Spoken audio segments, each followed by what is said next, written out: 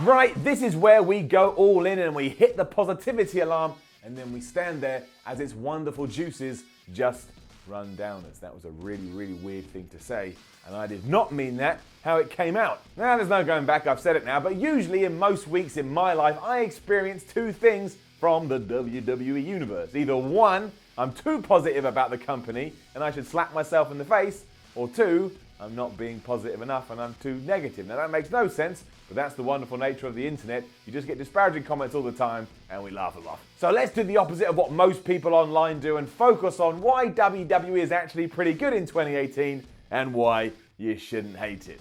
I've ruined the intro there because I just used why in the same sentence, and it's usually this bit where I set myself up for a why, so I'll just say this. Why? Here's why. Woodpecker up in here.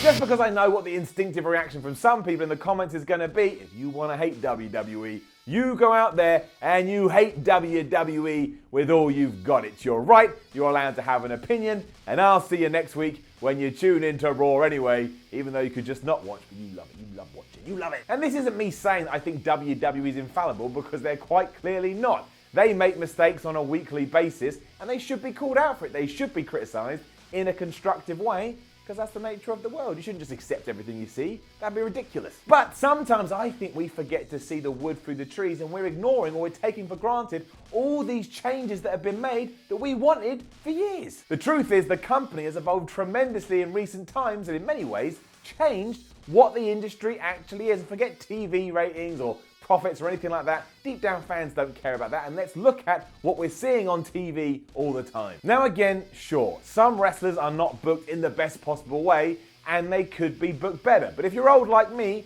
the following list of wrestlers at one point in time, or at least in the past, would never have been on Raw, and they never would have been on SmackDown. Daniel Bryan, Finn Balor, AJ Styles, Samoa Joe, Seth Rollins, Kevin Owens, Sami Zayn, Braun Strowman. That last one is a joke. I just wanted to see who I could trigger because they heard Braun Strowman. They were going, what? Some people even pause the video and they leave a little comment straight away. And it's Braun Strowman. It was a joke. Braun Strowman, it doesn't matter when, what era, what decade are you always going to be in WWE. They love those guys. There's more as well, and that's even before I get into NXT, but this is not something that should be overlooked. I remember in the early 2000s, people were desperate for talent like this to get a shot, but they didn't even have a look, and they wouldn't even get a phone call. And if they had rung the WWE would have laughed at them and said, are you kidding me? But now, in 2018, not only do they get it, they make up a large portion of the main event scene. Straight away, that is something to celebrate. They're performing on the grandest stage possible and giving us moments that light up our hearts. Think of Daniel Bryan at WrestleMania 30 or Seth Rollins the year after. There's been nonsense in between, like Daniel winning the championship and then fighting Kane. I love Kane, by the way, but I understood the criticism. Or Seth Rollins coming back from his injury as a heel.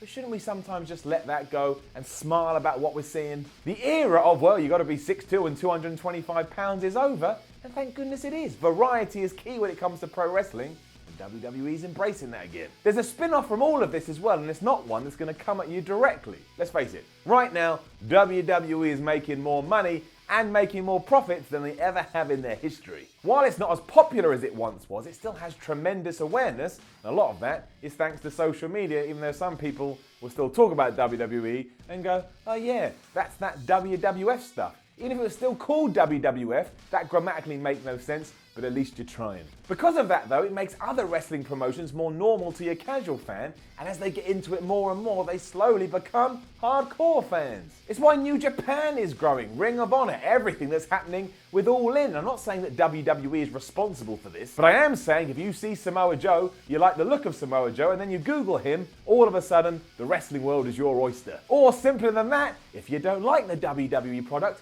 you've got loads of options these days. In that sense, there is never a need for hate. Never, never.